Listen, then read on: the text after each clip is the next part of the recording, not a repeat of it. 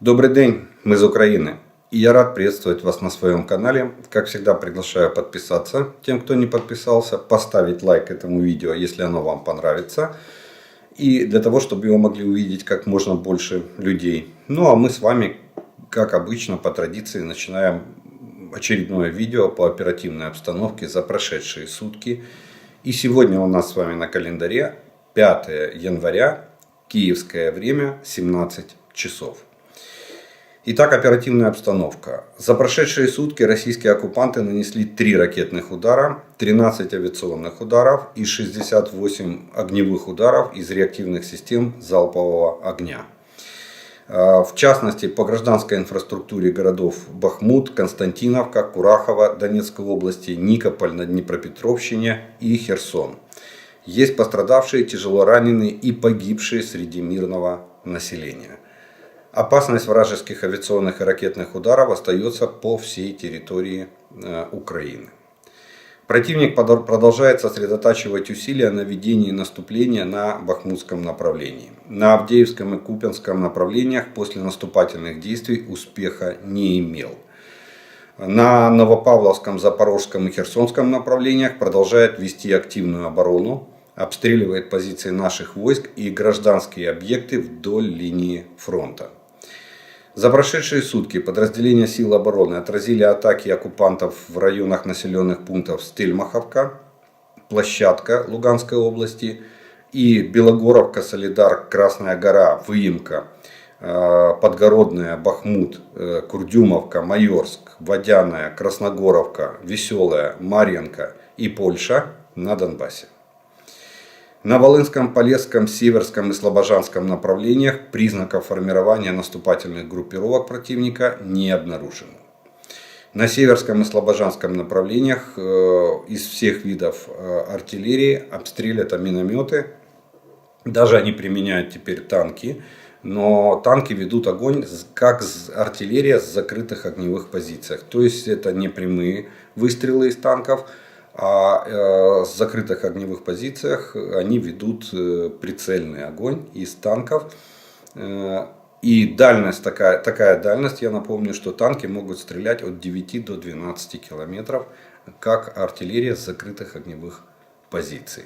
Это, конечно, расточительство, я бы даже так сказал, потому что ресурс ствола танка очень ограничен по сравнению с гаубицей. Но тем не менее они это применяют. Мы применяем такой вид стрельбы из-за безысходности, потому что нехватка артиллерии. Поэтому у нас танкисты выполняют иногда задачи огневой поддержки пехоты в качестве вместо артиллерии. Вот. Но они, видимо, и либо нехватки артиллерии, либо им все равно, выйдет из строя ствол танка или не выйдет, исчерпает он свой лимит настрела или не исчерпает. На Купянском и Лиманском направлениях идут позиционные бои, обмен огневыми ударами с обоих сторон. А вот на Бахмутском направлении враг активно продолжает давить по линии Яковлевка-Солидар, Подгородная. За последние дни противник имеет успех на юго-востоке от Яковлевки в Бахмутском и на окраинах Подгородного. Есть незначительные успехи со стороны противника. То есть они продвинулись на несколько сотен метров. Вот это тот успех, который они на сегодня имеют. Также враг взял под контроль здания в Бахмутском лесу. Там есть такие постройки. И, кстати, основные боевые действия идут вот именно в этих посадках. Они пытаются захватить посадки, лесополосы и лесопосадки вокруг города для того, чтобы его обойти. И потом уже в этих лесопосадках они стараются накопить резерв. И дальше штурмуют уже непосредственно город и сами жилые кварталы. Также идет активный штурм окрестностей Клещиевки с севера, с юга и с востока. С 3 сторон этот населенный пункт штурмуют российские войска. В основном, конечно же, наемники частной военной компании Вагнера. В самом Солидаре точная линия фронта пока неизвестна. Там идут ожесточенные бои, линия фронта колеблется, и на сегодняшний день точно определить ее нельзя. Если где-то линия стабилизируется, мы сразу же об этом с вами узнаем. Авдеевское направление без изменений, но попытки найти слабые места в обороне Авдеевки продолжаются. Попытки пойти на Невельское для врага оказались неудачными. То есть в самой Авдеевке противник пытается проводить разведку боем, причем очень малочисленными штурмовыми группами, до 10 человек. То есть до отделения мотострелкового они пытаются выявить слабые места в обороне наших войск. Ничего у них не получилось, попытки безуспешные, мы все их отбиваем. Но они пытались еще наступать в направлении Невельского. Все попытки противника были отбиты, они понесли потери и откатились на исходное положение. В Марьинке там наши стали в жесткую оборону. Противник ищет альтернативу, то есть они поняли уже, что Марьинку они не пройдут, центр города они взять под контроль не могут, поэтому основные усилия в районе Марьинки они перенесли севернее населенного пункта Марьинка, и теперь там пытаются пробить нашу оборону для того, чтобы обойти Марьинку с севера. На данный момент противник успеха не имеет. Наша оборона, наши защитники успешно отбивают все попытки штурма российских оккупационных войск. Новопавловское направление без изменений, позиционные бои, обмены огневыми ударами артиллерии и авиации. Запорожское Херсонское направление огневого воздействия подверглись более 45 населенных пунктов вдоль линии соприкосновения. Обстрелы были как начиная с танков, минометов, всех видов артиллерии, плюс на некоторых участках применялась авиация. Идет принудительная интеграция временно оккупированных и занятых территорий в правовое поле Российской Федерации. Так, в городе Горловка Донецкой области сокращен срок выдачи паспортов российского образца с 30 до 10 суток. Кстати, очень странно, потому что мы же помним с вами, почти год назад еще Путин издавал указ о том, чтобы упростить процедуру получения российского гражданства на оккупированных территориях Украины. А тут, видите, оказывается, все равно 30 суток и сокращают сейчас до 10. Кроме того, в регионе осуществляется выдача номерных знаков и водительских удостоверений образца Российской Федерации. То есть, что они пытаются сделать? Они пытаются максимально быстро интегрировать эти территории в Россию, чтобы потом это же вот уже смотрите, номера российские, права российские, паспорта российские, это Россия. Они глубоко ошибаются, потому что я так понимаю, что все, кто признает Российскую Федерацию на этих территориях, будьте готовы либо нести ответственность, если вы бывшие граждане Украины, либо за коллаборацию, либо чемодан, вокзал, Россия вместе с российскими войсками. Авиация сил обороны за прошедшие сутки нанесла 20 авиационных ударов по районам сосредоточения противника, живой силы, его техники и вооружения, а также 5 ударов по позициям его зенитно-ракетных комплексов. За предыдущие сутки на восточном направлении подразделения зенитно-ракетных войск воздушных сил вооруженных сил Украины уничтожили российский штурмовик Су-25, ударный вертолет К-52 и беспилотники оперативно-тактического уровня типа Орлан-10. Воины ракетных войск и артиллерии сил обороны произвели огневое поражение 3 пунктов управления, 4 районов сосредоточения живой силы и военной техники и 2 складов боеприпасов. Кстати, надо отметить, что наши пограничники, которые тоже держат оборону в составе сил обороны Украины на Бахмутском направлении. Есть информация, ждем пока подтверждения от Генерального штаба, но тем не менее есть информация, что они не только отбили атаки российских оккупантов на своем участке, но и очень сильно потеснили и практически выбили их за околицы населенного пункта, то есть на своем. И сейчас артиллерия там наша артиллерия активно прорежает резервы.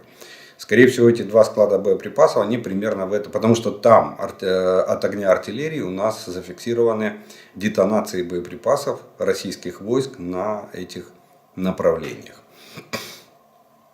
Вот такая вот, да, еще забыл сказать, по Черному морю ситуация не изменилась. По Азовскому тоже, то есть носители ракет «Калибр» в акватории Черного моря и Азовского морей не наблюдается. В Средиземном море и ситуация по кораблям российских военно-морских сил остается без изменений. Как была, как они были, так они там и дрейфуют. Вот такие вот военные новости, или точнее такое положение войск на линии фронта от Харькова до Херсона на данный момент. Ну а теперь несколько военно-политических новостей, которые сложились в Украине и вокруг нее. И хочу начать с такой, наверное, новости, которая сегодня волнует всех. Вы знаете, что сегодня Реджеп Таyyip Эрдоган, президент Турции, провел телефонные переговоры с президентом Российской Федерации Путиным. Пока что вторая часть его инициативы провести телефонный разговор с президентом Зеленским нет пока данных, но по разговору с Путиным никакой сенсации не произошло. Я не понимаю, зачем. Эрдоган прекрасно знает политическую позицию Украины, что единственный вариант переговорного процесса с Россией это наступает в тот момент, когда нога последнего российского солдата покинет территорию Украины в границах 1991 года. Он это прекрасно знает. Он опять проявляет инициативу. Ну, я уже говорил вам вчера об этом, о том, что понятно, что он хочет себе заработать политические баллы. Он проявляет инициативу, и что мы слышим? Путин говорит: я готов и открыт к переговорам, но мы столбим территорию. Все. Ну, о чем можно тогда разговаривать? Позиция сторон абсолютно диаметрально противоположная. Путин хочет застолбить всю территорию, которую он захватил на данный момент. Ну, Путин четко говорит, на условиях Российской Федерации, начиная с того, что все, что мы завоевали, это наше. Вот, Украина нейтральная страна, в НАТО мы не вступаем и так далее и тому подобное. У нас четко и понятно пункт номер 1. Полный вывод российских войск с территории Украины в границах 1991 года. Пункт номер 2, читай пункт номер 1. Вот такое у нас условия или такой порядок начала переговорного процесса между Украиной и Российской Федерацией. Вот. Причем, смотрите, еще такое, обращу внимание, такой цинизм. Они теперь заговорили, давайте типа рождественское перемирие. То есть, когда мы предлагали рождественское или новогоднее, об этом даже никто слышать не хотел. Ну, в принципе, мы и не предлагали, но такие разговоры велись в Украине. Неплохо было бы, может быть, объявить. Но Россия тогда сделала вид, что нет. А сейчас Гундяев, который там себя называет Кириллом, патриархом, предлагает якобы перемирие. Перемирие они могут в одностороннем порядке прекратить огонь. Но мы продолжаем бороться за свою территорию, за свой суверенитет. Вот такая вот новость, которая, в принципе, вы знаете, кроме нервотрепки, больше ничего нам не несет. Почему? Потому что мы всегда на любую попытку разных политических деятелей возлагаем какие-то надежды. Всегда. Почему? Потому что они имеют возможность вести переговоры на самом высоком уровне. Ну, а потом наступает вот такое вот разочарование. Тогда и сразу задаешься себе вопросом, а смысл был затевать это? Кстати, там вторым и третьим вопросом был вопрос безопасности, они обсудили, но не уточняется, какие вопросы безопасности между Россией и Турцией, и зерновую сделку. Опять же, Коммерческие интересы превыше всего. И зерновую сделку они опять обсуждали. Тоже не уточняется, в каком контексте и до чего договорились. Далее. Наши подразделения приземлили несколько с помощью радиоэлектронной борьбы, вот этих противодроновых ружей там, и других средств, приземлили беспилотник Орлан-10. Это основной беспилотник оперативно-тактического уровня Российской Федерации. И в принципе он всегда был разведывательным беспилотником. Но вот 4 января приземленный, то есть вчера, выяснилось, что есть модернизация, он становится ударным. На данном беспилотнике было 2 кассеты с боеприпасами, это ВОГи для выстрелы для подствольных гранатометов. 2 кассеты по 10 выстрелов были уже прицеплены к этому Орлану. То есть он может потихонечку становиться разведывательно ударным, может сыпать вот этими ВОГами по нашим позициям. Вот такие вот изменения и модернизации. Но в принципе это как бы полбеды. Хорошо, что это не шахеды и не баллистические ракеты, которые там обещает Иран поставить Российской Федерации. Но пока только обещает. Надеемся, что не поставит. В Российской Федерации началась полемика по поводу конфискации активов. Дело в том, что я уже говорил вам, что страны Запада разрабатывают механизмы и хотят создать прецедент для того, чтобы можно было, есть такое понятие прецедентное право, если один раз это случалось, значит это можно повторять. Ну так, если объяснять самым простым человеческим языком.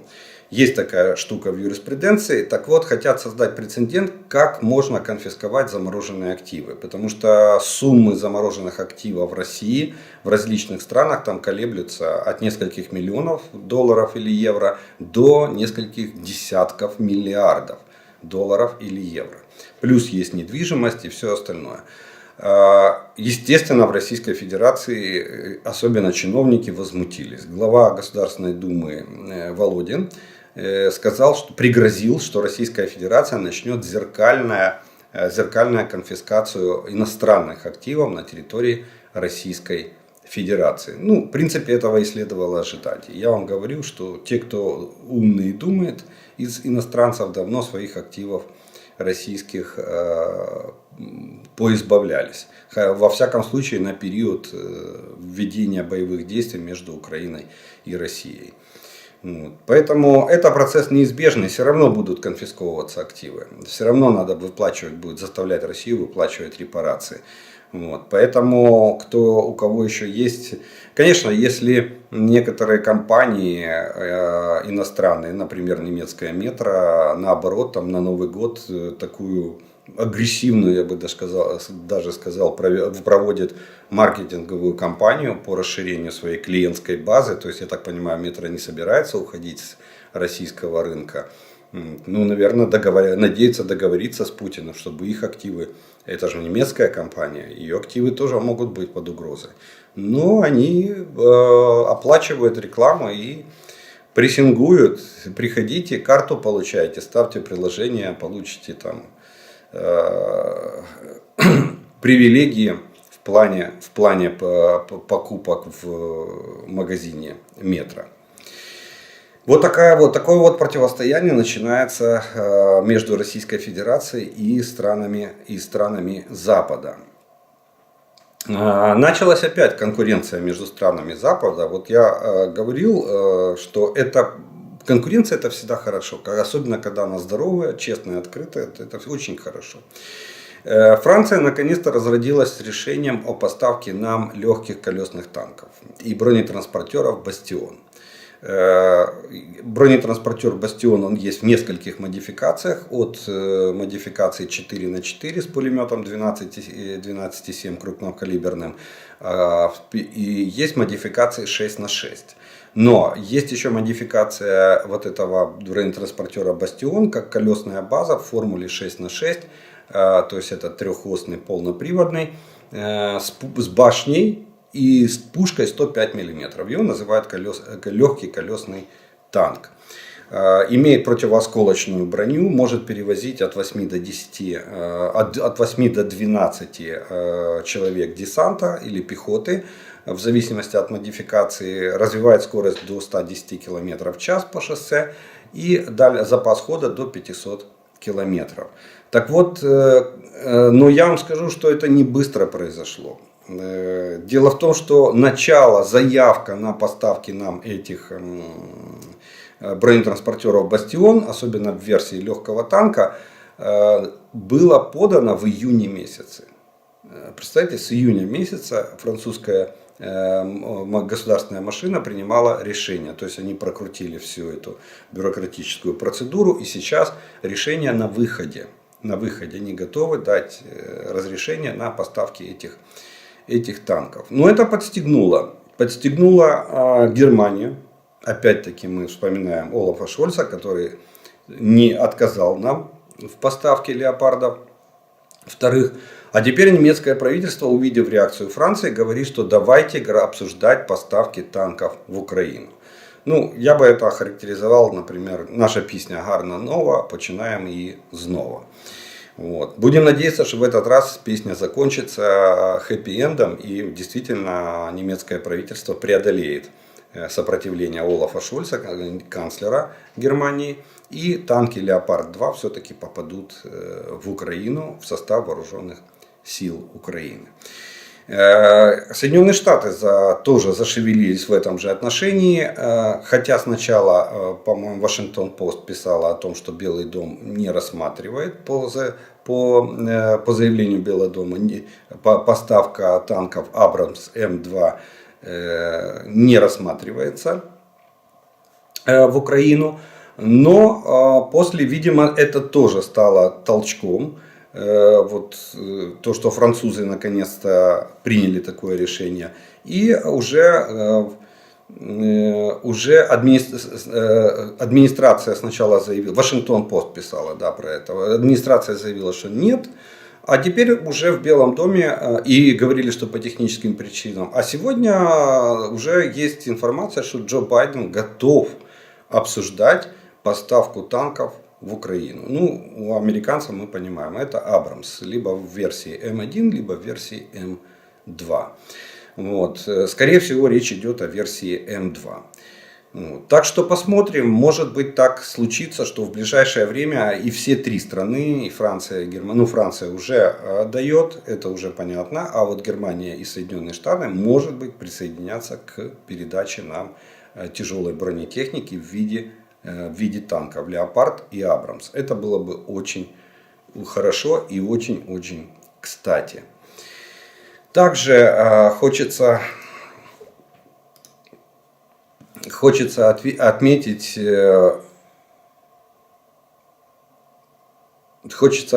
и стремление Белого дома помешать российской, точнее Ирану помешать передавать нам ракеты и производить дроны. Но начнем с того, что на днях, а именно позавчера, произошел пожар именно в Иране на том заводе, который собирает дроны «Шахед», типа «Шахед» и «Маджахед». Это первый момент. Не знаем, насколько там ущерб заводу и повлияло ли это на производственные мощности и на производственный процесс, но тем не менее такой факт состоялся. Дальше. Соединенные Штаты ведут активную работу. Вот пишет Рейтер, что они разбираются, какие фирмы, комплектующие каких фирм были в составе этого дрона. Помните, да, я вам говорил, что 90% оказалось комплектующих, точнее 40% комплектующих оказалось импортные фирмы. И из них 90% это американские.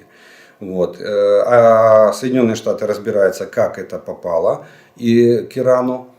И дальше оценивают или готовят свои шаги в плане наложения санкций или предотвращения попыток покупки этих комплектующих Ираном через какие-нибудь серые или черные схемы или под видом товаров двойного назначения. Ну и еще хотелось отметить, российская пропагандистская машина, я уже говорил вам об этом, меняет свой курс, они пытаются превратить эту войну в народную. То есть вставай, страна огромная, по такому принципу. Иди и умирай, деды воевали, иди воюй, деды умирали, иди умирай. Вот по такому принципу они теперь разворачивают свою пропагандистскую машину. Они стараются понизить ценность человеческой жизни. То есть уже пропаганда говорит, что человеческая жизнь переоценена. Ну, если переоценена, берите ружбайку и идите на фронт. Или идите застрелитесь, если жизнь человека, по вашему мнению, переоценена. Но, тем не менее, они пытаются, что они понимают, что идеологии пока нет, но они говорят, теперь надо отомстить за погибших товарищей. А чего товарищи поперлись в Украину, они пока об этом не говорят. И Путин уже там подписывает целые инструкции, как отвечать на критические замечания в адрес вооруженных сил или в адрес Министерства обороны. И как объяснять необходимость идти на фронт. Так что сейчас мы увидим полное переобувание, переодевание идеологической или пропагандистской машины Российской Федерации в плане того, что вставай, страна огромная, НАТО пришло в наш дом. Или НАТО рвется в наш дом. Поэтому надо идти воевать, погибать. И чтобы следующие поколения, может быть, жили хорошо. Ну и на пасашок я приберег такая очень интересная новость. В Москве началась паника и брожение между элитами Москвы. А элиты боятся восхождения звезды Пригожина. Пригожин сейчас звезда российского истеблишмента или политикума. Он везде, его видео его бойцы оскорбляют в самых матерных выражениях государственных чиновников высшего ранга, то есть даже министров. Пригожин пиарится, где он выступает перед ранеными и инвалидами своих частных военных компаний. Нарратив очень, очень интересный. Типа, у тебя что, ногу оторвало, да? У тебя железный протез? Да, возвращайся к нам. Еще раз наступишь на мину, железку оторвет, мы тебе новую приварим. Реально, это то, что Пригожин говорит вот этим пострадавшим бойцам ЧВК Вагнера, то есть своей частной армии. Возвращайся, все равно воюй. Вот. Теперь он уже, кстати, с милостыни отпускает на свободу тех, кто якобы закончился контракт. Вот мы говорили, что нет ни одного такого. Оказывается, вот раз, и видите, как Пригожин быстро реагирует. И самое главное, что у него прямой канал с Путиным. Вот что волнует российских политиков и чиновников, что, видимо, Пригожин как-то так смог достигнуть такого успеха, и они теперь побаиваются. У него за плечами целая армия, причем очень боеспособная. Причем у него есть поддержка среди Министерства обороны в лице Суровикина, и у него есть поддержка в лице Кадырова внутри самой Российской Федерации. Вот такая вот новость пришла из Кремля, что там народ занервничал, очень сильно занервничался. Вот. И причем это уже когда волнения вышли наружу. То есть первые ласточки были в октябре-ноябре, когда люди в администрации президента увидели, что Пригожин напрямую общается с Путиным. И сегодня Пригожин фактически атакует государственные учреждения с революционных позиций, в том плане, что вы все тут тупые и неотесанные, я вас научу, как надо управлять страной, как надо воевать и так далее. И в таком контексте. Вот. Но, кстати, все это привязывает к боевым действиям. Если положение вооруженных сил России на поле боя начнет ухудшаться, то есть мы начнем проводить контрнаступательные действия, и они будут иметь успех, на что мы очень сильно надеемся, то в Кремле, наверное, начнется уже открытая борьба за власть. Вот такая вот новость на пасашок. Башни Кремля зашевелились. Когда-то мы говорили, вот там возрастает турбулентность среди башен Кремля. Теперь я скажу так, что, наверное, на территории Кремля рождается уже маленький ураган.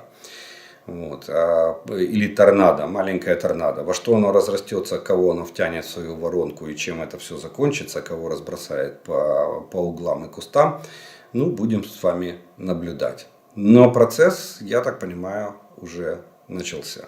Дележ власти начался. Ну что ж, на этом первую часть нашего видео, это военные и военно-политические новости в Украине и вокруг нас, мы закончим. Я по традиции сделаю паузу. У вас есть время подписаться на мой канал, поставить лайк этому видео, если оно вам нравится. И через некоторое время мы с вами продолжим.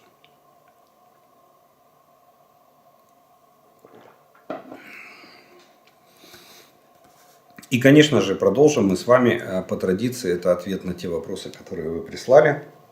И первым вопросом сегодняшнего дня будет следующий. За счет чего, по-вашему, достигается точность попадания? Наверное, качество орудия, которое изнашивается с каждым выстрелом. Ну вот насчет, наверное, качества орудия, которое изнашивается с каждым выстрелом, не совсем... ухудшается с износом, с каждым выстрелом качество ухудшается. Смотрите, точность ведения огня из любого артиллерийского орудия зависит от точности и правильности учета поправок. А поправки в артиллерии считаются на все. Начиная от износа канала ствола, правильно, это есть такая поправка, ее тоже надо учитывать. И заканчивая там метеоусловиями. Плюс даже учитывается то, что, допустим, если низкие температуры, температура ниже 0 и ниже, то первый выстрел из любого орудия считается прогревочным. То есть он может дать отклонение даже при правильно и полностью учтенных всех поправок. Баллистических поправок, метеорологических поправок. Вот. Которые влияют на точность ведения огня. Только учет и неважно какой, изношенный ствол, не изношенный, ну, теорию вероятности вы не победите, потому что эллипс рассеивания снаряда в районе цели, он будет всегда. Но вероятность рассеивания и кучность попадания снарядов с каждым выстрелом будут, если поправки учтены правильно и в полном объеме, будут минимальными. То есть будут ложиться как можно ближе к центру цели. Центр цели — это те координаты, по которым вы определяете данные для стрельбы.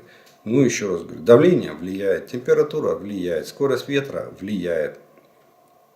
Причем скорость ветра надо учитывать по высотам, температуру надо учитывать по высотам. Баллистические характеристики, износ канала ствола влияет. Там, ну, все, поправок очень много. И чем точнее и больше, каждые 15 минут надо менять метеобюллетень, уточнять точнее метеопоправки на погодные условия. Если это не делается, значит точность падает. Вот за счет чего достигается в артиллерии точность. Так, сейчас немножко...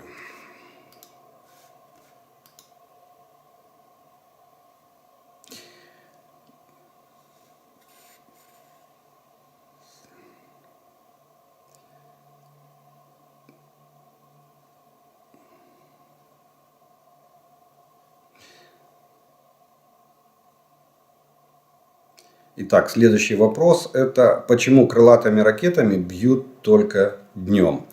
Дело в том, что порядок применения могут бить и ночью. Все зависит от готовности и умения наносить огневые удары или совершать пуски ракет в ночное время. Дело в том, что крылатые ракеты в основном воздушного базирования. Морского осталось очень мало, калибры. Поэтому огневые налеты в основном происходят днем, когда экипажи могут спокойно подняться в воздух, выйти в район ракетного удара и потом спокойно приземлиться в светлое время суток. Если бы экипажи были подготовлены для работы в ночное время, значит они бы наносили и в ночное время эти ракетные удары. Потому что, допустим, для кораблей там особой разницы нету, что день, что ночь. Там единственное, что может влиять, это погодные условия, чтобы не было шторма, потому что в штормовом море ракетные пуски довольно затруднены и вызывает повышенный риск в плане мер безопасности во время пусков ракет. Хотя война может списывать или нивелировать любые риски. Поэтому в основном дневное время именно из-за подготовленности средств применения или средств для пусков этих ракет, а именно экипажи вот этих стратегических бомбардировщиков. Не такие они уже и супер подготовленные, видите, как оказывается на деле, как их пиарит российская пропаганда. Вы говорите о нехватке командиров взводов и так далее. Пожалуйста, расскажите, как этот вопрос решался во время Второй мировой войны. Очень просто. Тогда нашли порядок решения этого вопроса. Его, кстати, решили еще до начала Великой Отечественной войны, точнее, до начала Второй мировой в Советском Союзе. В Советском Союзе создали полковые школы. И они были до 50-х годов, по-моему, пока эти полковые школы не были заменены учебными подразделениями. Так называемые были созданы учебные дивизии, где готовили, допустим, сержантский состав. Но, кстати, полковая школа имела очень хороший успех и имела очень хорошее качество подготовки сержантского состава. Почему? Потому что командир полка был заинтересован, кровно заинтересован в обучении этих молодых сержантов. Была учебная рота в каждом полку, и каждый полк сам себе готовил сержантов. Там были офицеры, которые их обучали. А офицерские кадры, вот командир взвода, самая востребованная категория во всех армиях мира и самый, будем так говорить, большой дефицит офицера в этой категории, он достигался во время Второй мировой войны в Советском Союзе, он достигался или гасился за счет ускоренных курсов. Были курсы младших командиров и 3 месяца. Трехмесячные курсы младших командиров, и выходили младшие лейтенанты, которые приходили на должности командиров взводов. Вот за счет массовости они решали задачу кадрового состава. Качество, конечно, вот этих офицеров, именно офицеров, было довольно низкое. Если полковые школы еще для себя старались, и сержанту 3 месяца, я считаю, что в принципе вполне было достаточно, то для офицера 3 месяца это было, конечно же, недостаточно. Вот. Поэтому, с одной стороны, как укомплектованность вопросы они частично закрывали, не в полном объеме, сразу скажу, но что-то закрывали. А вот в сержанты они, в принципе, покрывали потребности частей, потому что части готовили их себе сами.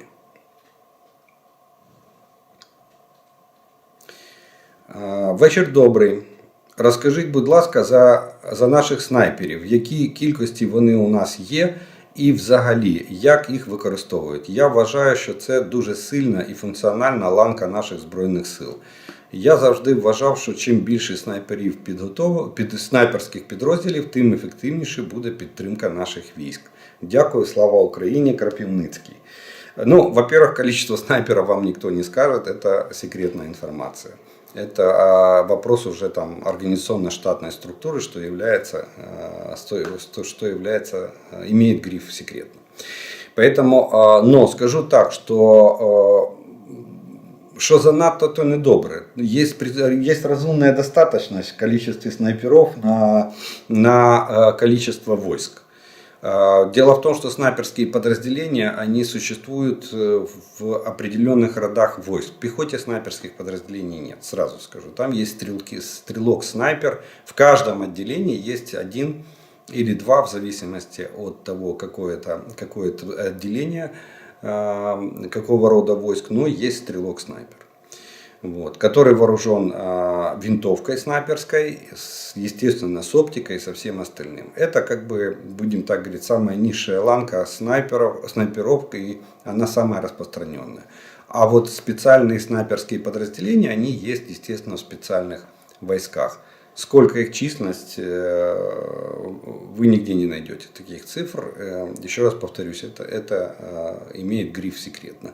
И да, они могут применяться как подразделениями на отдельных участках, так и, как правило, снайпера действуют парами или одиночками. Тут все зависит от уровня подготовки и от задач, которые ставятся этим снайпером. Потому что может быть задача выбивать личный состав, может быть задача выбивать командный состав, может быть задача выбивать, допустим, специальные средства с передней линии противника. Да, не удивляйтесь, но, допустим, снайпер очень легко может выбить там приборы наблюдения, квантовые дальномеры или там другие приборы, которые используются на передней линии для наблюдения и ведения разведки за нашими войсками.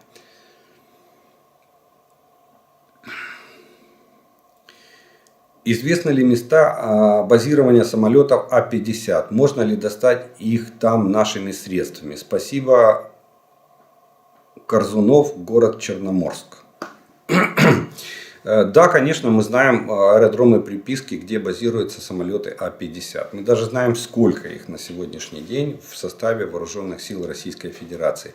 И даже знаем, сколько из них летающих на крыле, а сколько не летающих. Или, допустим, технически они исправны или неисправны.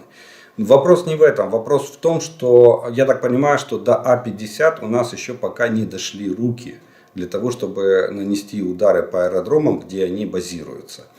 Поясню ситуацию. Мы сегодня с большим трудом, мы не знаем, кто, точнее, не мы. Я оговорился. Кто-то добрался до аэродрома в Энгельсе.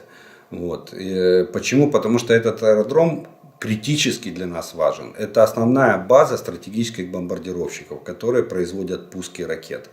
Сегодня, понимаете, разведка целей, то, что А-50 разведывает цели, да, понятно, что он влияет на качество ракетных ударов, которые производит Российская Федерация по нам. Но отсутствие А-50 не остановит массированные ракетные удары. Можно брать координаты целей из карты.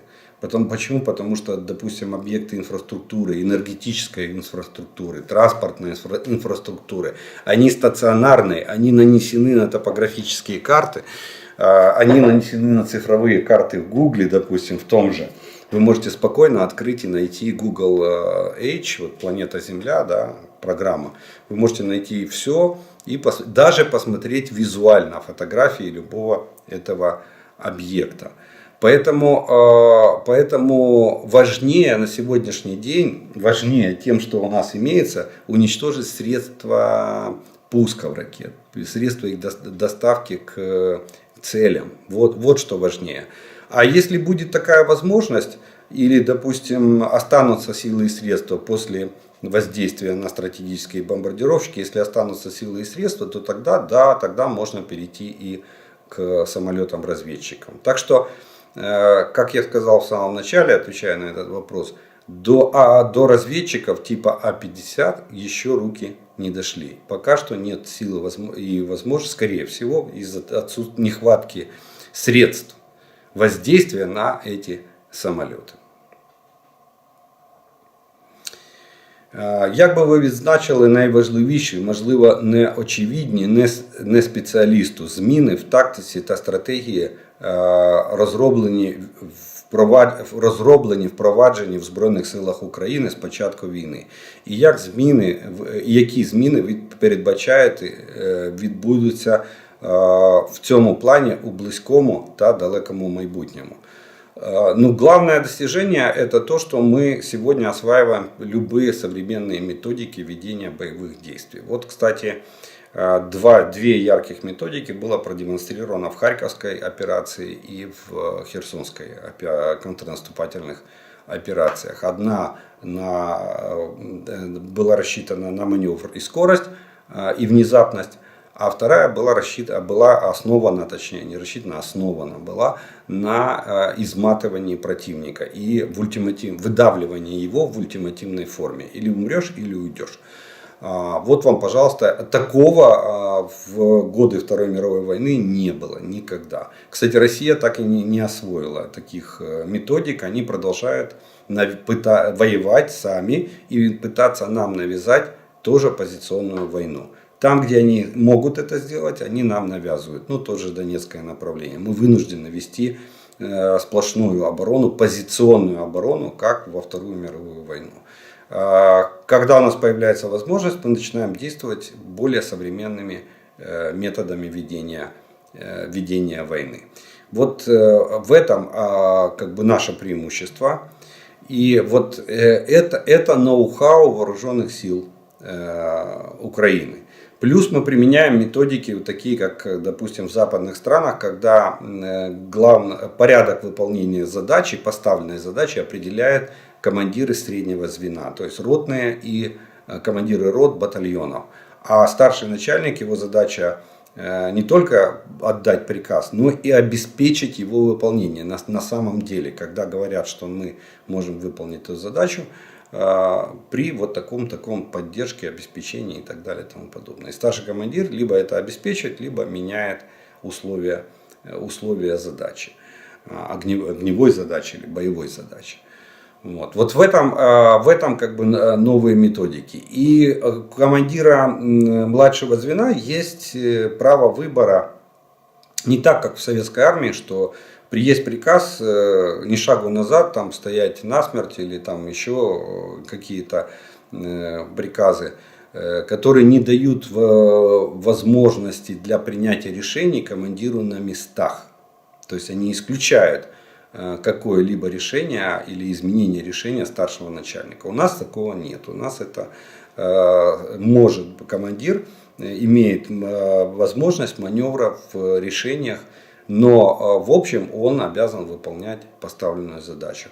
Если же есть условия, которые не дают ее выполнить, соответственно, у нее есть возможность принять решение в рамках сложившихся обстоятельств. Такого раньше никогда. Это ноу-хау. Это практически новые методики ведения боевых действий. То, чего, допустим, нету в российской армии. Ну а в перспективе нам надо закончить структурирование вооруженных сил. Мы его, кстати, не закончили.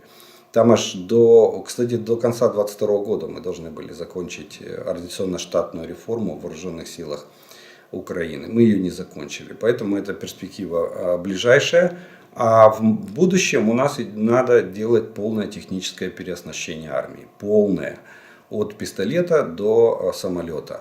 Надо уходить со старого советского, потому что источники пополнения этого вооружения только остается Российская Федерация. Вот. И надо либо принимать решение разрабатывать свое отечественное вооружение, либо покупать у западных партнеров для того, чтобы уходить под их стандарт и интегрироваться в их общую систему коллективной безопасности. Ну и главная тенденция, на мой взгляд, это роботизация. То есть роботы в воздухе, на земле и на воде, и под водой будут роботы. И чем их будет больше, тем воевать нам будет легче. Питання. Як би ви відзначили почему-то два раза один и тот же вопрос. Промелькнула информация, что противник на Бахмутском направлении начал применять установки, излучающие электромагнитную энергию высокой мощности, которая выводит из строя любую технику. Как я понимаю, электронику в этой технике. А без электроники любая техника не работоспособна. Что вы об этом знаете и как этому противостоять? Ну, вы знаете, я скажу так, что я знаю, что энергетические пушки, так называемые, вот то, что вы говорите, когда пучок энергии узконаправленный выводит из строя там, бортовые приборы и электронику какой-либо техники. Так вот, эти научно-исследовательские программы доступны только ведущим странам мира. Причем они сейчас очень сильно затормозились и почти везде свернуты. Этим занимался Израиль, этим занимались Соединенные Штаты, но этим никак не занималась Российская Федерация. Я не знаю примеров, чтобы у них велись разработки энергетического оружия. Они лазерное оружие, да, они пытались разрабатывать, но их лазерная пушка осталась на, ну, будем так говорить, в зачаточном состоянии. На сегодняшний день даже Соединенные Штаты свернули программу лазерных пушек. Поэтому это что-то из области фантастики. Таких, ну, я не слышал таких примеров, чтобы они применяли. Я знаю, что с помощью радиолокационных станций, типа изделия «Рысь», там АРК-1, изделия там положения, это тоже артиллерийская станция, бортовой радар комплекса ОСА своим электромагнитным излучением могут сбивать дроны. Вот, выводить из строя, если дрон попадает в луч и достаточная мощность луча, то есть удаление РЛС от дрона довольно небольшое, то тогда, да, бортовая схема дрона сгорает и дрон просто падает. Дрон, беспилотник, тут неважно что. Вот это, да, я слышал, но это никак не относится там, к каким-то оружиям, средствам и методам. Кстати, обратите внимание, металл и броня, она защищает даже от радиации. Вот чем толще броня, тем меньше радиации проходит через нее. А электромагнитное излучение тем более менее проходит через нее.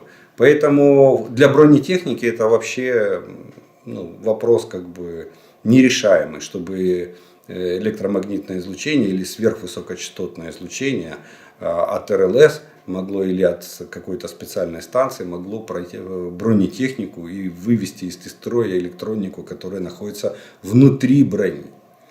Так что нет, таких, у меня во всяком случае таких сведений нет. То, что я знаю вот про влияние радиолокационных станций, некоторых радиолокационных станций на дроны, да, оно есть, я вам рассказал. Ну а про оружие, тем более в Российской Федерации, нет, энергетическое оружие я не слышал, чтобы Россия вообще даже разрабатывала.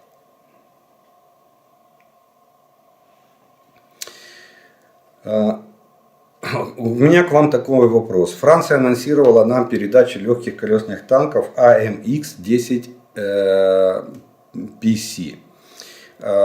Посмотрев на танки остальных партнеров, назрел вопрос, почему такая разница в комплектации танков у членов НАТО. Те же леопарды, итальянские ариеты, королевские Чентаура и французские леклерки. Это быстрые танки без брони, в кавычках без брони, потому что защита по большей части от автопушек, а американские и британские танки это более тяжелые машины с комбинированной броней, но не такие шустрые. Нужны ли нам такие легкие танки в наших войсках, которые заточены под более медлительные танки с динамической защитой, или же для нас будет лучше Абрамсы? И такой вопрос. Если вы как военный человек знаете, почему в Советском Союзе делали упор не на мобильность танка, не считая Т-80 серии, а на его защиту динамической броней. Смотрите, дело в том, что вот, тут в самом вопросе даже просматривается тенденция. Есть такая поговорка, что генералы всегда готовятся к прошлой войне. И вот именно поэтому Советский Союз видел в танках ударную силу. А так как ударная сила это наступление предполагала, поэтому танк должен был быть хорошо бронированный, защищенный, что повышало его живучесть в наступательном бою. Не в оборонительном, а в наступательном бою. Вот. Поэтому, вот, например, допустим, 34-ка чем славилась? Тем, что она была очень маневренная. Она доезжала до немецких позиций, потом разворачивалась и ездила вдоль позиций, давила немецкую технику и немецкие огневые средства именно гусеницами. Был такой вариант применения. Но 34-ке надо было быстро доехать до немецких позиций. А вот танк КВ, особенно КВ-2.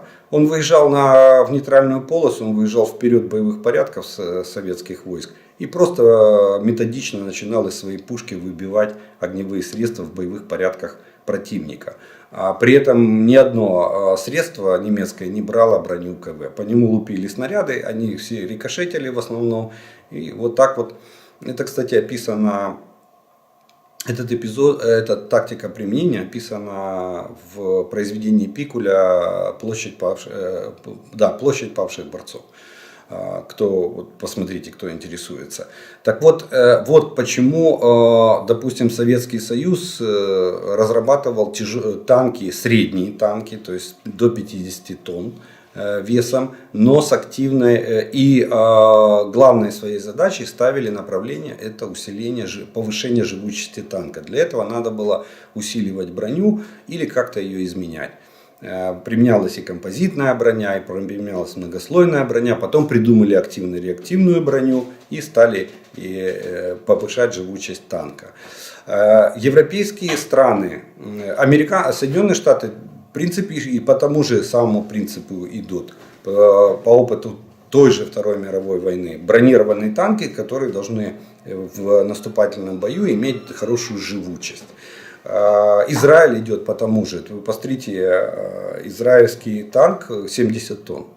То есть это тяжелый бронированный танк, который выезжает и расстреливает все, что есть. И не боится попаданий снарядов войск противника. А вот европейские страны пошли немножко по другому пути. Потому что они имели еще и колонии. Они были колониальными странами. А в колониальных странах им приходилось вести колониальные войны.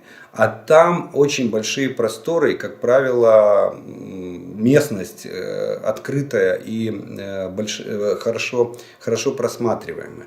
И тяжелый гусеничный танк, допустим, в условиях какой-нибудь африканской страны, он неэффективен. А вот колесный танк, легкий колесный танк, да, у него пушка чуть-чуть слабее, хотя там разница в калибрах буквально 15-20 миллиметров, не более того, 105 миллиметров и 125 миллиметров, то сколько, или 115 миллиметров, то сколько разница в калибре, 10-20 миллиметров, но зато колесный танк по формуле 6х6 по пустыне прет как сумасшедший. С огромной скоростью, высокоманевренный, легко разворачивается, наносит огневое поражение, может перевозить десант как на броне, так и в броне. Или вы пустите по пескам Сахары, пустите гусеничный танк. Далеко он уедет в песке? Нет, далеко. Кстати, война в Ираке это показала, американцы очень быстро перешли на колесные машины для огневой поддержки. А вот Мардеры, Брэдли и Абрамсы использовались уже во второй уже даже операции использовались очень мало. Они упор сделали на артиллерию и авиацию. Они поняли, что пехота на танке и пехота на гусеничной броне, нет, это не то. Поэтому хаммеры тогда еще были. Пошли хаммеры, потом появились хамвеи, и они стали садиться на колесную базу. Вот поэтому есть разница в направлении развития. То есть колониальные страны, они больше склоняются к легким, быстрым, маневренным танкам. Вот, а страны, которые ввели такие большие, участвовали в больших, Соединенные Штаты где участвовали? Во Второй мировой войне. А дальше у них были только спецоперации. Так вот, спецоперации они проводили в основном на колесной базе. Мало использовалась гусеничная техника. Ее проблематично и перевозить далеко.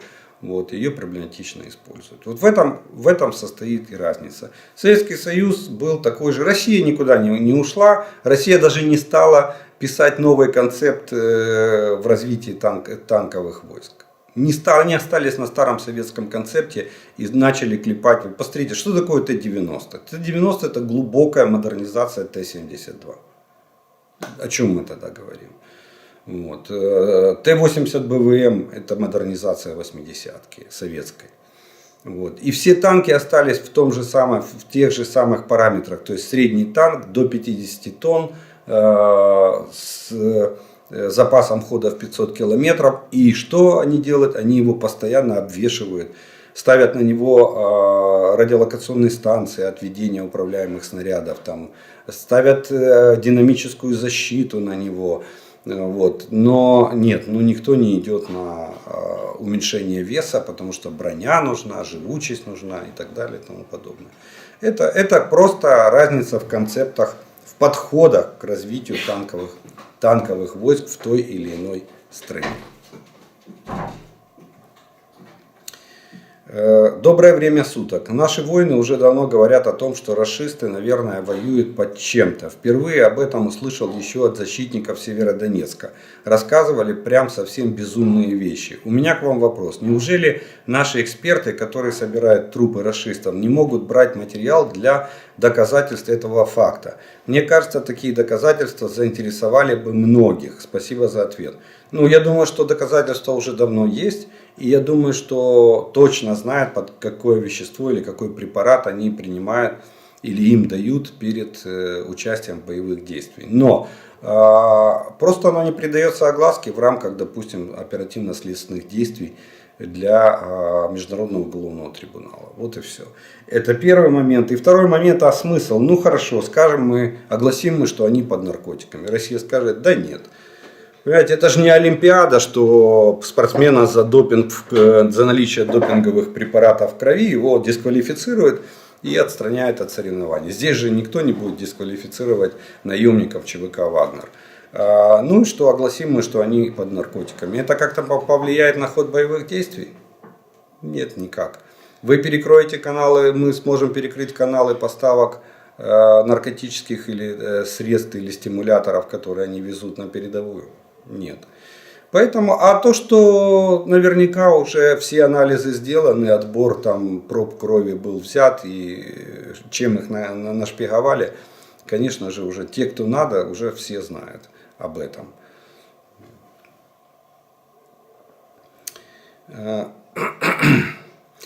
Доброго вечера. Хочу спросить про чистку артиллерийских и РСЗВ стволов. Неужели до сих пор чистят вручную и не придумали никаких приспособ?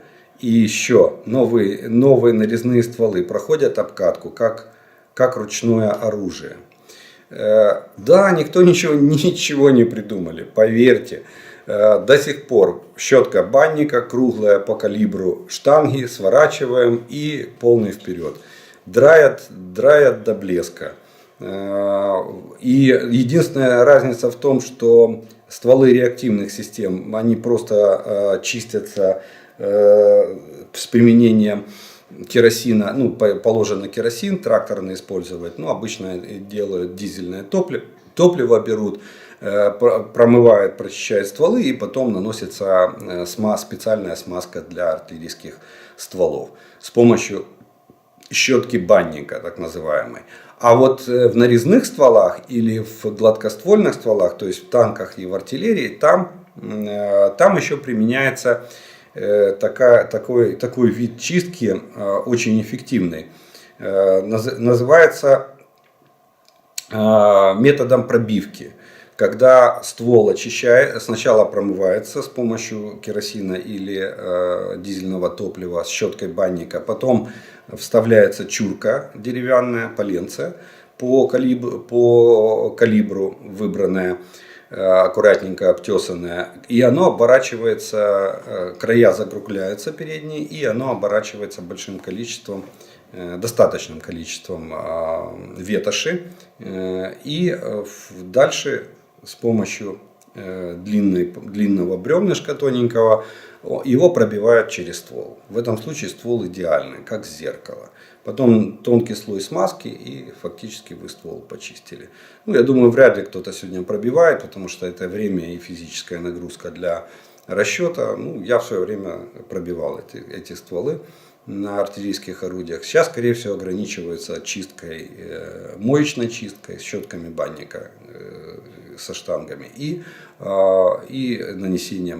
нанесением смазки. А вообще положено после, допустим, там каждой боевой стрельбы положено еще артиллерийские стволы чистить с помощью РЧС, раствора для чистки стволов.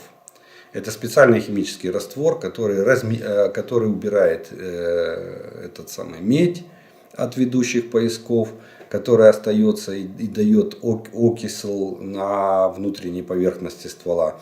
Дело в том, что ствол не должен иметь коррозии. Если появилась коррозия, ствол выбраковывается. И он должен быть как зеркало. Наводят в сторону солнышка и смотрят, чтобы не было пятен коррозийных выемок на внутренней поверхности ствола. Но это я вам рассказываю классику в условиях мирного времени. Ну, военные, я думаю, что максимум это пробивка стволов с помощью щеток банника, либо с моющим раствором, вот, типа дизельного топлива, и смазывание их специальной смазкой для стволов. Вот таким вот образом. А насчет того, что проходят ли новые стволы обкатку они как ручное оружие. Ручное оружие тоже не все проходит обкатку. Ручное оружие отстреливается выборочно. Вот идет партия, там 100 автоматов, допустим, берутся 2, 3, 5 автоматов, которые выборочно, там пальцем тыкнули на ящик, открыли, один взяли, и провели отстрел, почистили, положили опять в ящик. Вот так проверяется партия стрелкового оружия.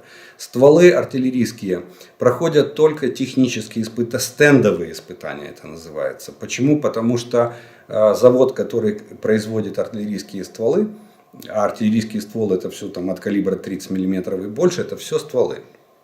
Для 30-миллиметровой автоматической пушки ствол он производится на одном заводе, а ставится на другом. Танковые стволы тоже на том же заводе производят. Один завод производит все калибры от 30 мм там, до 150 до 203 мм. Это один завод отдельный. И он может проводить только стендовые испытания. У него есть стенд для испытания стволов. На давление, на изгиб, на упругость точнее и на давление, на выдерживание давления. Все. Дальше процедура, эти стволы уходят на сборочные заводы, где их окончательно устанавливают. Либо на артиллерийскую систему, на пушку или на гаубицу, либо на самоходную установку артиллерийскую, либо на танк, либо в огневой модуль БМП БТР устанавливается этот ствол. И все. И дальше только никаких отстрелов, практических отстрелов не проводится. Если ствол технически соответствует нормам, плюс прошел стендовые испытания на заводе, который его произвел, он считается технически исправным и допускается к ведению огня из этой системы, для которой он был сделан, для которой он был предназначен. Вот такой вот порядок испытания ствола. Потому что отстреливать реально, это было бы просто, я не представляю, как, допустим, каждый танк, выходя из завода, выезжал бы на полигон для отстрела ствола этого танка. Ну что ж, на этом мы вторую часть нашего видео тоже заканчиваем. Это ответы на ваши вопросы. И у нас остается заключительная часть. Это обратная связь, ваши пожелания, комментарии и пожелания, комментарии и приветствия. Итак, первым в сьогоднішньому відео прозвучить следующее. Добрий вечір. Дякую за інформацію. Ви говорили, що Захід затягує війну, щоб максимально ослабити російський потенціал. Правда, шкода, що за рахунок наших життів. Але якщо це правда, то тоді вони повинні надати нам хаймарси дальної дії, щоб знищувати мобілізованих одразу. Ваши слова, да Богу в уши. Да, действительно, у нас есть информация, что либо вот-вот, либо уже появились боеприпасы «Хаймарс» дальностью до 150 километров. Производство фирмы Boeing. Фирма Boeing выпускает для «Хаймарс» боеприпасы с такой дальностью. Это боеприпас, это авиационная бомба, которая имеет реактивный двигатель. 130 килограмм тротила она несет и до 150 километров может летать. Так что видите, как говорил Остап Бендер, лед тронулся, господа присяжные заседатели. Здесь я тоже также могу сказать, и как мы и говорили, боеприпасы начинают потихоньку приходить. Сегодня уже есть возможность пусков или стрельбы на 150 километров, завтра появится возможность стрельбы на 300 километров. Потому что вы абсолютно правы, сейчас Россия начнет, особенно к концу января, Россия начнет перебрасывать большое количество личного состава, которое она вот из этих 200-тысячной группировки, которые она сейчас готовит там на полигонах в России. Вот. И нам надо будет этот личный состав чем-то ликвидировать. Вот эти боеприпасы к нам и придут, уже начинают приходить. Кстати, даже крылатую ракету я вчера немножко ошибся. Switchblade перепутал с Brimstone. Точнее, Brimstone, Brimstorms. Это крылатая ракета с дальностью там, до 500 километров. И сейчас стоит речь на том, чтобы нам ее передать. Но она воздушного базирования. То есть ее можно пускать только с самолетов. Вот. А Brimstone это эти самые управляемые, точнее высокоточные ракеты с дальностью действительно 60+.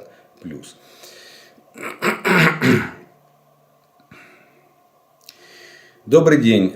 Вы постоянно считаете, сколько можно перевести людей в вагонах. Но то, что я видел в телеграммах, ну, в смысле телеграм-каналах, как везут российских военных в скотовозах, их по-нормальному можно посадить 40 человек. Но я увидел там, как их набивают там минимум по 100 человек в скотовозе. Ну давайте так. Чувствуется, что вы никогда, может быть, и служили в армии, но никогда не ездили в воинском эшелоне. Есть два типа вагонов для перевозки личного состава. Это вагоны плацкартные, которые, общие вагоны, так называемые. Это обыкновенный плацкартный вагон, только там предполагается, что все будут сидеть. В один вагон входит 100 человек. 81 посадочное место в этом вагоне. Вот 81 человека грузят в этот вагон. И таким образом перевозят. Если таких вагонов плацкартных нету, которые используются в качестве общего, нету общих вагонов, то тогда применяется так называемый людской вагон. Это обыкновенный товарный вагон, называется теплушка, его еще в народе называется. По документам идет людской вагон. Если теплушка 120 кубов, значит туда можно поместить до 100 человек. Нары справа-слева оборудуются в 3 яруса, могут в 4 яруса оборудоваться. Да, там между нарами 50 сантиметров, туда залазишь как в нору. В центре вагона стоит 2 буржуйки, ставятся справа-слева относительно дверей центральных. Истопники назначаются, и таким образом переводится личный состав. Если теплушка маленькая, там 90 кубов, она есть еще меньший людской вагон, то туда влазит меньше человек, не помню уже сколько по норме.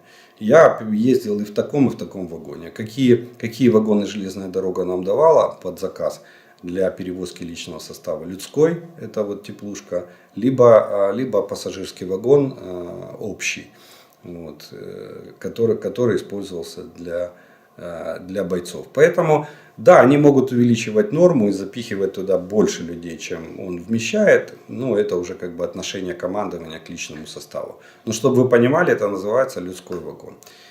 Да, некоторые гражданские называют его скотовозом, потому что как бы вагон-то товарный, как ни крути. С Новым годом! Я из Венгрии. Я убежден, что не все в Венгрии являются сторонниками Орбана и его пропаганды. Слава Украине, слава героям, но пасаран. Ну, я тоже так убежден. В каждой стране есть люди с разным мнением. Добрый вечер. В Германии очень много в эвакуации. Немцы хорошо присматривают за нашими людьми. Хотелось бы за такую помощь быть благодарными. Слава героическому українському народу, слава Вооруженим силам України.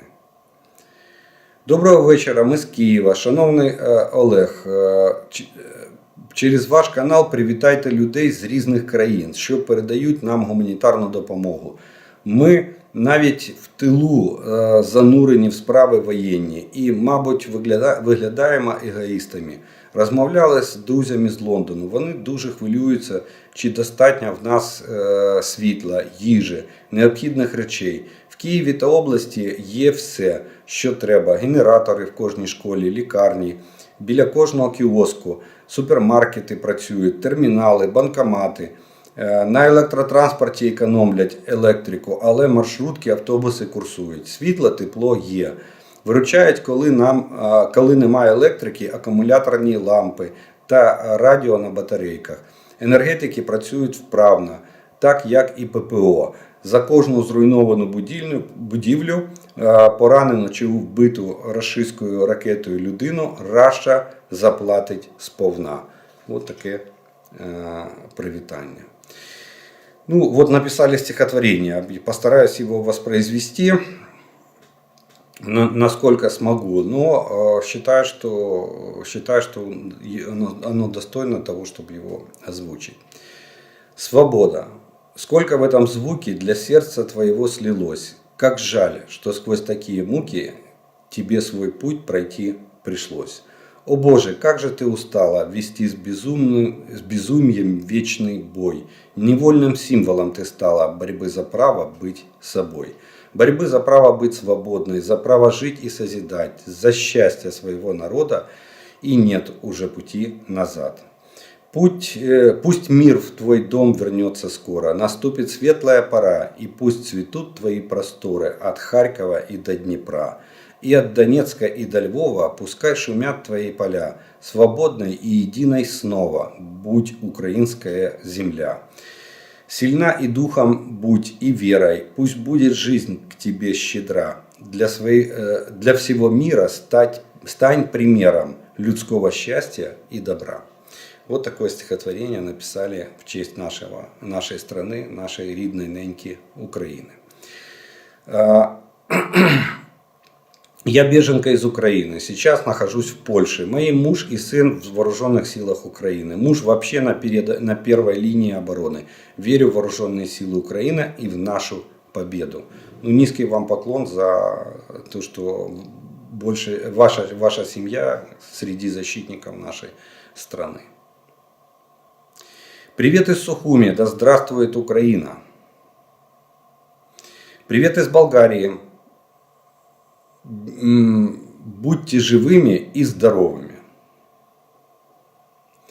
Самые замечательные солдаты получаются из людей, которые, уходя из дома с утра, даже не помышляли о войне, а вечером, вернувшись, нашли на месте дома воронку, в которой испарились жена, дети, родители. И это уже не человек, а волк, который будет рвать на части столько, сколько будет жить. А жить он будет долго, ибо он не ценит свою жизнь. Она ему не нужна. Ему не нужны деньги, ему не нужны ордена. Ему вообще ничего не надо. У него есть только одно – месть. Генерал Лебедь. Стійкості віри у перемогу усім нам. Ну, скажу так, что месть не всегда самый хороший союзник солдата. Отсутствие страха у солдата может привести к его гибели. Когда человек теряет чувство страха, он теряет чувство самосохранения. Привет из Кыргызстана. Победу Украине. Вот такие вот приветствия прозвучали в сегодняшнем видео. Ну что ж, я на этом благодарю за ваше внимание, что вы досмотрели до этого момента. Огромное вам спасибо. Как всегда, приглашаю подписаться на мой канал. Поставьте лайк этому видео, если оно вам понравилось. Отдельная благодарность спонсорам и тем, кто помогает каналу. Благодаря вашей помощи у меня есть возможность доносить до вас эту информацию. Ну а мы с вами продовжуємо вірити в Збройні Сили України. Перемога за нами. Слава Україні!